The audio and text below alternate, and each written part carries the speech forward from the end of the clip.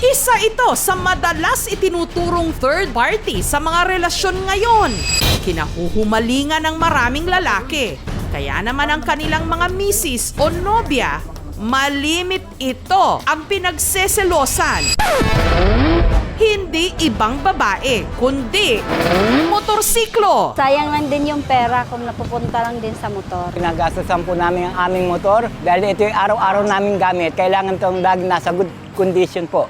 Sa mga guilty dyan, magkano ba kasi ang ginagastos nyo sa inyong rides? Actually, nag-order ako sa online shop ng accessories weekly. 20K monthly, maintenance at saka accessories. Pero mapapakapit kayo sa inyong mga motor sa nabalitaan namin. Dito yan sa Caloocan City.